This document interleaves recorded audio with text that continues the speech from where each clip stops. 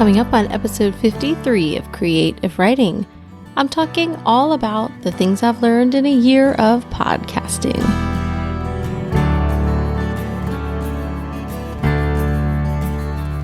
I can't go back to sleep, it's almost light. These restless thoughts have kept me up again tonight.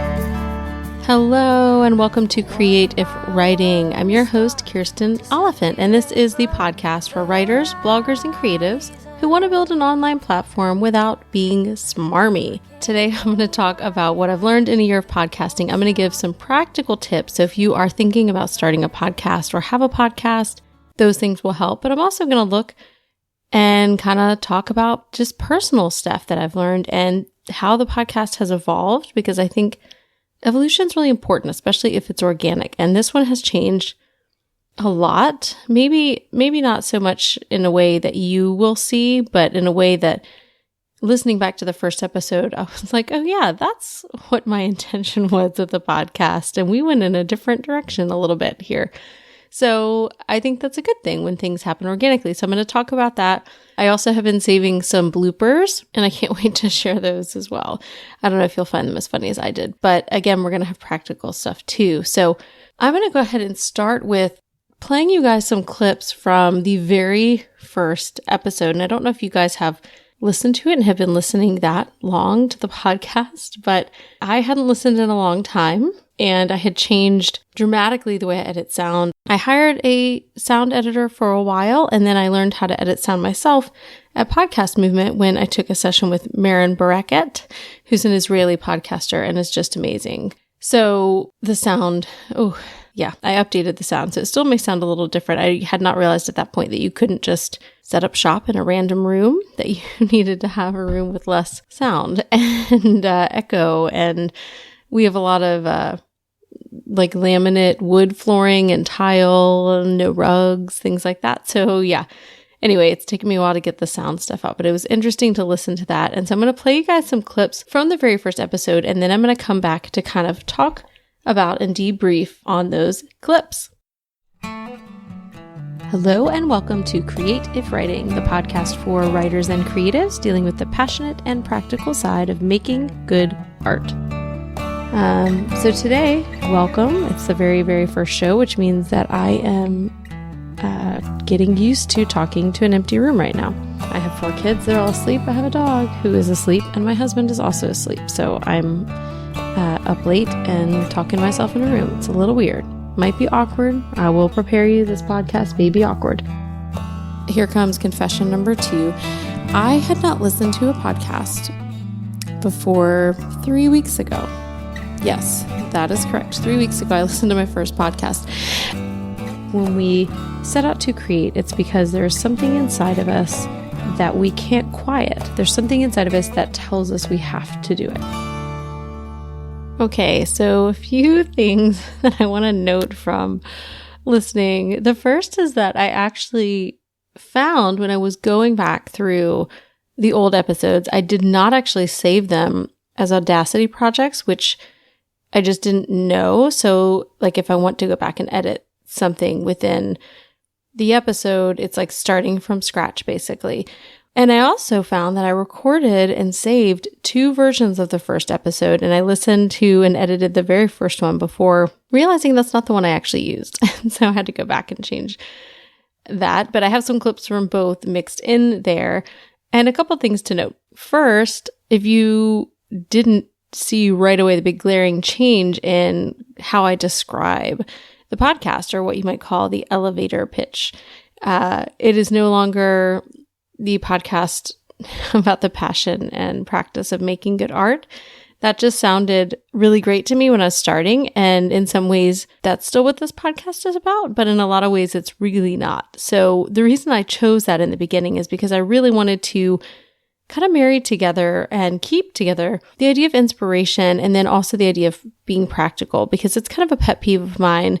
And I'll use conferences as an example. But if you go to a conference and you hear somebody talk, and it's just fluff, like it's like that encouraging kind of stuff. And then you go to another session and the same thing, encouraging. And there are no practical tools. It's kind of like you get this weird pent up I don't know what it is, pent up passion, because you don't know what to do with it. You're like, okay, I'm super inspired and now I don't know what to do. And then the flip side of that is if you go and there's just practical, it's kind of soul killing. And so I really want and still do want this podcast to inspire you to create things, because I think that's important, whether it's for your book that you're writing, for your blog, or for your business that you're creating. I want you to be inspired, because I think this is not a podcast for people who are just, entrepreneurs just trying to make money, but it's something where you do consider this an art. It's a passion. It's something else. So that doesn't mean you don't want to make money. I certainly want to make money with my passions, and you may too. Otherwise, I don't know if we'd be building an online platform unless you just really want readers and really want to impact people. But I do still want to talk about passion and practice, but I don't think that was a great descriptor. I don't think it really told people what the podcast was fully about. And so I think now talking about building an online platform without being smarmy, it does have the same feel in my heart, but it doesn't sound the same in the description, I guess. So that has really evolved. And also, I really planned to niche down when I started this podcast, and this was a big niching down compared to my lifestyle blog, which is everywhere. But it's still not very niche. And, I just was actually talking to one of my subscribers, Justin. If you're listening, hey, Justin, sent an email in response to a question I asked last week in the Quick Fix about who is listening or not listening to the podcast and why. And he was talking about niching down. And this is something I know is really important. And I've talked about how important it is to be successful. But it's also something that I tend to choose not to do intentionally. And I think there's a difference between when you don't niche down intentionally and when you don't niche down because you don't realize it. It may have the same effect, but for me, I am so thrilled with the diversity in the subscribers I have. It does pose extra challenges to me, but I really love getting into the Facebook group, for example, and having so many different people in there who have different passions, but are still drawn together to the things that we're talking about and learning. And it's such an encouraging group. We have worship leaders and yoga instructors and people in their 20s and people in their 60s and moms and grandmas and people with no kids creating all kinds of different things. And I really, really love that. So I have learned that kind of online platform is encompassing to all of those things. And there are some certainly distinctions between them. And sometimes I speak more to one than another. For example, when I had Joanna Penn on the podcast, she's an indie writer, a fiction writer and a nonfiction writer. That may not appeal to people who are, following along and listening along and building some other kind of business or doing some other kind of blog that just really may not relate. So we're going to have that. But I think the thing that drives me is my curiosity and the things I'm passionate about. And most of them kind of circle back to platform building. So that's something that kind of has happened organically. I really thought I was niching down, just talking to writers and helping them with kind of the platform side of things and also getting excited about creativity. But in actuality, what happened is I built a much broader audience than I intended, but I love it and I don't want to change it. And I realize sometimes that there may be weeks that I interview people or talk about a subject that doesn't apply to everyone. But I think if you are building an online platform, whether you're a blogger trying to build a platform or a fiction writer or a nonfiction writer trying to build a platform, there are certain sweeping things that we all have to know. And then you just have to figure out how specifically to use them in your niche. So I think the podcast does speak to a lot of different people, and I want it to stay that way. On a slightly less serious note, I don't know, I didn't count how many times I said awkward in the first recording. And I think that was actually in the second recording for the first episode, and actually I think it was the fourth. I only have 2 on here, but I think I recorded it 4 different times and then used the 4th one. I didn't just edit. I literally recorded the same thing 4 times. So in what was the second that I was editing, it was actually the 4th. I talked about being awkward and talking alone. And now that's something I'm really comfortable with and don't mind doing at all, which is great because this summer I have had to do basically all solo shows because I do not have time other than midnight to record interviews with people. And that's not a conducive time for most people. I should have scheduled a whole bunch of interviews for people maybe on the other side of the world. It would have been a good time for them. So all Australian guests or somewhere. And I did have some interesting times trying to schedule Blog Tyrant, Ramsey Taplin, and Darren Rouse from Pro Blogger because they are both in Australia. And it was yeah, it took some finagling to get a good time for the two of them separately. But in any case, it's less awkward now. I'm sitting in a room talking by myself and thoroughly enjoying it because I can imagine you, my listeners, and I actually talk to you guys. And this is a good time to mention, if you guys are not talking to me, it's probably because you are not subscribed to my email list. Thursdays, I send out the quick fix, which is links, resources, and more to kind of help you on your way. And I ask a question every week, and the people who hit reply, I reply right back, and we have great conversations. So if you want to sign up, you can find that at createifwriting.com/subscribe. And if you're interested in talking to other people in the community and not just me, you can find our community by going to createifwriting.com/community. The last thing that was really kind of important to me or stuck out to me as I was listening to the first episode or episodes, since it was two different things I listened to, was the quote about what drives us. And for me, this podcast has been an amazing thing and it has grown in the listenership, but is still not where I imagined it would be. And I think that's because I had very unrealistic expectations that were set by some of the free podcast trainings, not to name any names, but some of the free trainings I took where I thought, you just start a podcast and it just blows up. And as a blogger, I should know better because that's not how it works online. But I still did in some way imagine that because that's kind of what people said. And podcasting was a new world for me. So I was like, oh, it's this new world where you just make a podcast and people listen to it and there you go. So yeah, that's not how it works. So yeah, but despite that, I find myself compelled to come here to create content, even though the listenership isn't what I would like it to be. I'm not getting sponsorships right now and haven't been seeking those out, though that may change this next year. This is not a, thing that I'm doing because of the big bucks I'm getting or how it's growing my audience on its own. I think there are some people who have definitely found me through the podcast, but more often than not, people find me through another way and then find out I have a podcast. Or some of them actually, I found, did not know I had a podcast, which is crazy. So they were signed up to get emails from me every week and didn't realize I had a podcast. So I do. Here it is. This is it. But this is certainly a passion project for me that I'm continuing no matter what it costs at this time and what it does not bring in or what it may or may not do for my particular online platform. And I think it's really important. And this is something my husband and I have discussed at length over the summer where it's been really hard for me and frustrating for me to find the time to do anything, to record these episodes, to, get blog posts written, to do anything related to business stuff because I have got 4 kids and they're all at home and there's not really childcare and I have a gym and I can go there for 2 hours and work, but that's not enough. And I have some nights I can work, but it's just not a lot. Not a lot for what I dream of doing. And so he keeps telling me, don't stress out. And I'm not stressed. I've really had to let a lot go. But at the same time, there's a tension because I want to do more. I know what I want to do and it's not what I can do. And so that just kind of, resonated with me to hear in that first episode when I talked about that passion and that drive, because I still have that. I still see that. I still think that's very true. And maybe that's why you're listening, is because you can't not. You have this desire to create whatever it is that you're creating and building. You have a desire and you cannot stop it. I want to move next into talking about things I've learned in the last year of podcasting, and then I'll end with the bloopers that I have saved up. So let's shift into what I've learned in a year of podcasting. And the first thing is I want to do under the heading of the technical side of podcasting.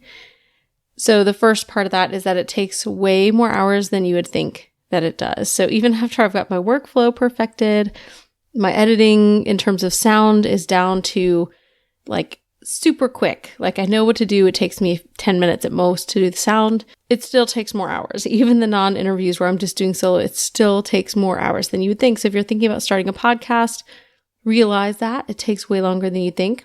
Not that it's not doable, it's just way longer than you think. And if you're in the podcasting world, you probably know exactly what I'm talking about. So it takes way longer than you think. Just doing, prepping, speaking, editing and fixing places where you've messed up, writing show notes, publishing, finding the images, social media shares, all of those things. And that's just for a solo show, not with an interview. So it's a lot of work.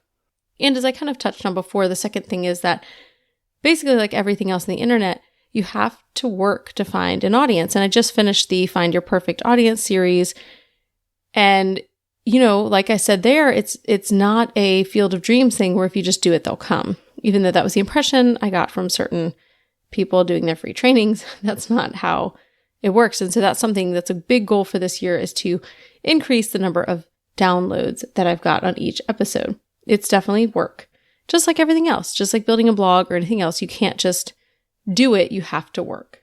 The third thing is that despite all the popular trainings that say you'll get rich podcasting, you're probably not going to get rich podcasting. There is money to be made. There are people making it. There are people who have quit their jobs even in the last year and are now full-time podcasters making tons of money, or enough to quit their normal jobs and be a full-time podcaster. But that is the exception, not the norm, I would say, in my experience in talking to other podcasters. And so, again, I feel like some of these free trainings that I took just promised the money and it did not come, which is fine because, again, I'm still here. This is a passion project that I hope will make money, just like a lot of the other projects that I have that I love. I hope they make money because I'm doing them anyway. But just something to know, they're not going to get you rich really quickly, like most things in life. Another thing is that you need a workflow for editing. And this is really, really important. This has saved me so much time. It has made things so much quicker, even though it still takes hours to do a single episode. You have to have a workflow. You can set up templates in Audacity or whatever, audio program you're using. You can know your presets. You can know exactly how this is going to look, have your intro and outro, everything built up, ready to go.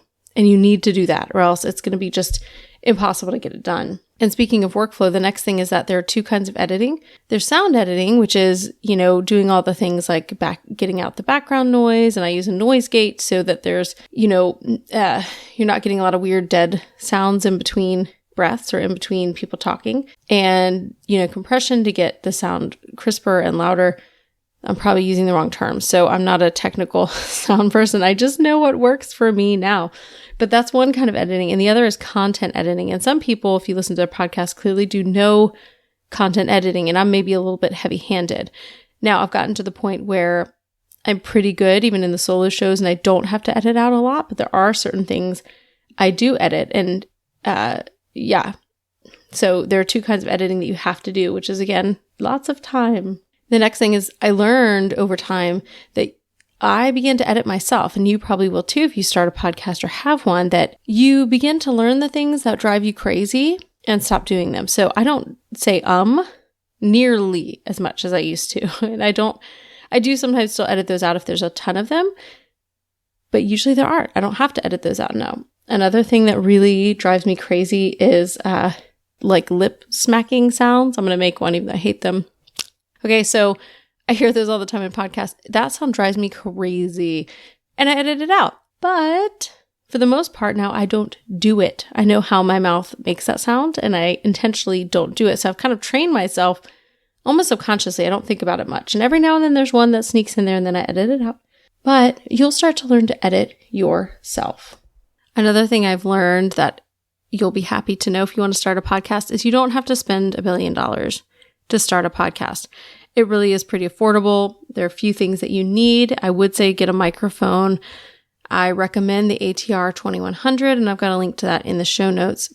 And it is basically what all the sound people have told me to get, especially if you're not going to go ahead and dive into like a $300 Heil Pro microphone. A lot of people get the Yeti, and I think it's just because it sounds and looks sexy, but it's not. It's a condenser mic, and not to get too technical, but that will pick up more of the ambient noise and the other things in the room, where the ATR will get a much crisper, better sound for less money. Less money. So you do need a mic. I think that's a really important thing, but my editing program, Audacity, is free. I do pay for hosting every single month. I have a website. I bought Ecamm call recorder to record the interviews over Skype. But really, there are only a few pieces that you need to have in place. And I know people who have actually done a more simple podcast. My friend Jackie has started one called The Extraordinary Life, and I'll link to that in the show notes. But she found that she just likes to record in her closet on her iPhone. I'm not even sure what kind of mic she used. She got a mic that goes into her iPhone. And that's all she does. And there you go. So if you really want to start a podcast, it doesn't have to cost you thousands of dollars, even if you want high quality. Now, I learned a lot about myself as well in the past year. One of the things I learned is I talk too much. And, talking about the self-editing, I've gotten much better at this. But my original interviews, the first probably 10 or so I did, when I was back editing, it was like embarrassing because I was like, man, I talked so much. And I do like conversational interviews. I do.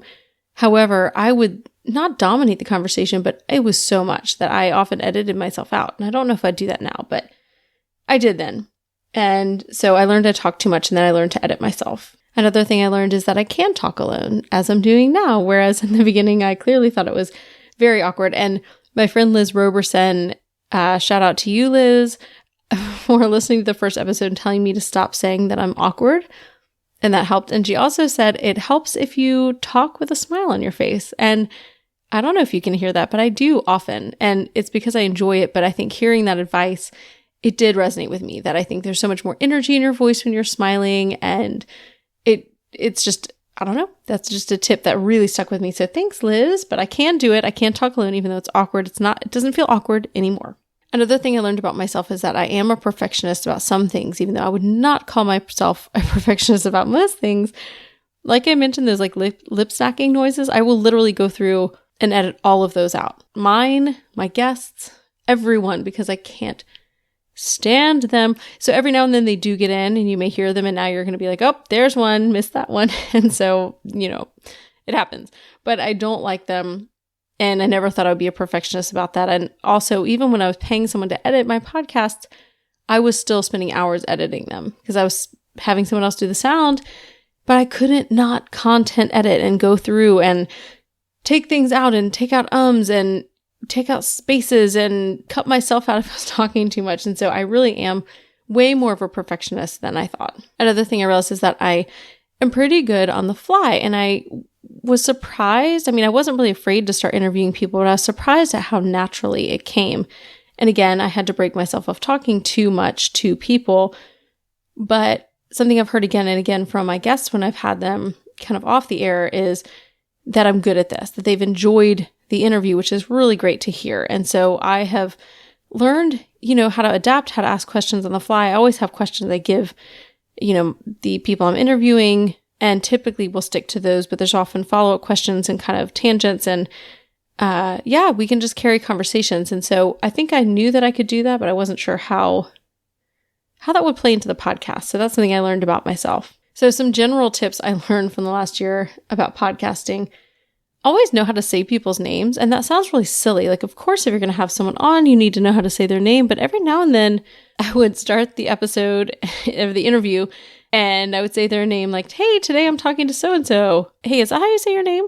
And, my name, Kirsten, I get called Kirsten, Kristen, all kinds of things. And I learned pretty quickly that if I didn't tell people ahead of time, if they ever said my name, they said it wrong. And the first person I think I emailed to say how to say my name was John Lee Dumas from Entrepreneur on Fire. And I emailed him and said, it's Kirsten. It rhymes with Bierston, which is now the thing I say everywhere because people remember that. And so he actually said my name a million times on the show. If you go back and listen to that episode, you can hear him saying Kirsten, Kirsten, Kirsten over and over again. And he actually said, and I don't remember if this is in the episode or not, that he got that and remembered how to say it and was intentionally making sure I knew that he knew how to say my name. So you always need to know how to say people's names. Again, seems simple, but sometimes I would just find that I was like, I think I know, but what if I'm wrong? So another thing, I really hesitated about admitting this, but I'm going to admit it. Go to the bathroom first. Again, seems really, really obvious, but I did have one interview one time that went really long, and it was in the morning after I'd had cups of coffee and water. I kind of double fist coffee and water. I'm not going to say who this interview was with. I may or may not have had to pee into a cup while the interview was going on, while my mic was muted. Yeah, there's no may or may not. I totally did that, and I'm not telling you who, but one of my guests, you were the lucky one that didn't have any idea I was peeing while we were talking, or you were talking. So I just admitted that. I don't know if I'm going to lose subscribers or gain subscribers for that. We'll see. Hey, if you are leaving for that, you're probably not my target audience. Another one is to be respectful of people's time. And for interviews, because I'm conversational, because I talked a lot in the beginning, sometimes they ran really long. And then only later did I realize how long they ran and felt really bad about that. So I have made it a point to be a lot more respectful of time. And even in these solo shows, this one's going to run a little bit long because I have clips and different things, but I am trying to keep to like a 30 to 45 minute thing going on. I think I talked to somebody for an hour and a half, a few people over an hour. It's just a lot.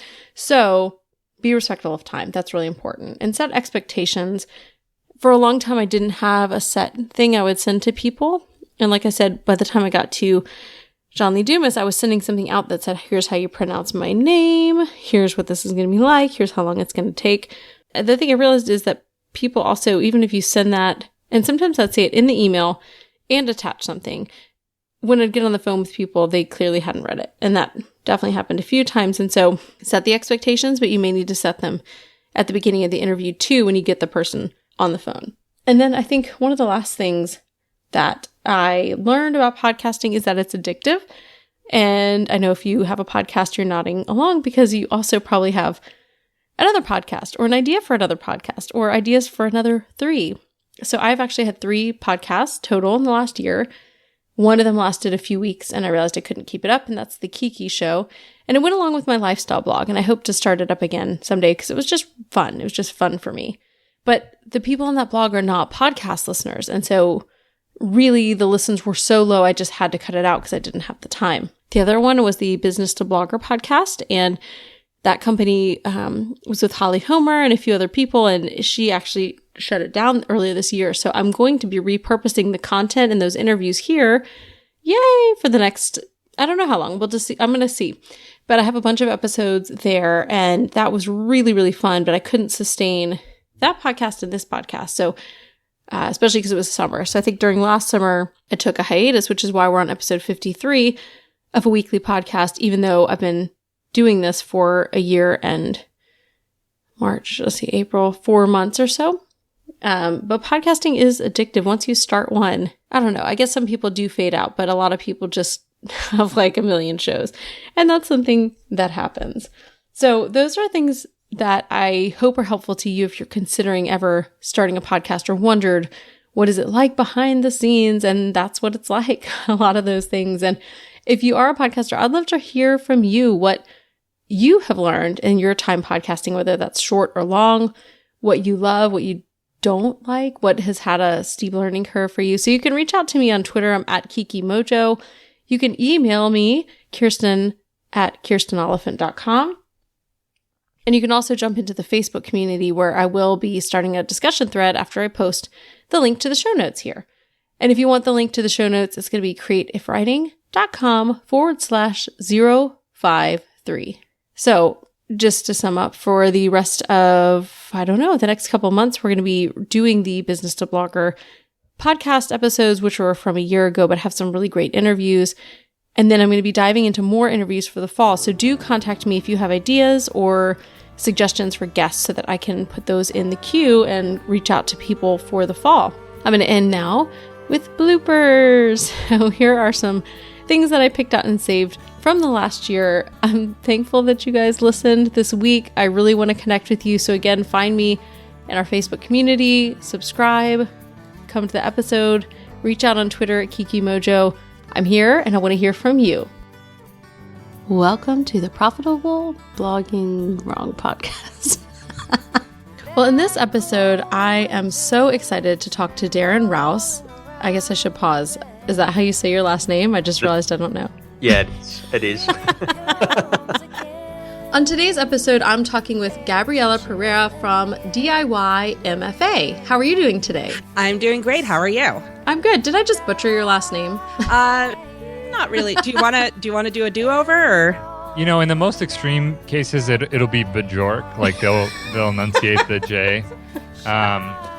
But a lot of times it'll be Bjorn. Like especially like people that I kind of know. But yeah, right.